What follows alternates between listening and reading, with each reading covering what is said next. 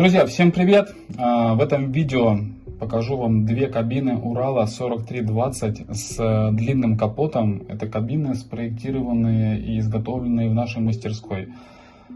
Маленькая кабина в 18 масштабе, сделана под проект на базе ВПЛ. Такую же кабину мы можем сделать в 16 масштабе, в 14, в 12, в 10 масштабе. Вот эта кабина у нас здесь.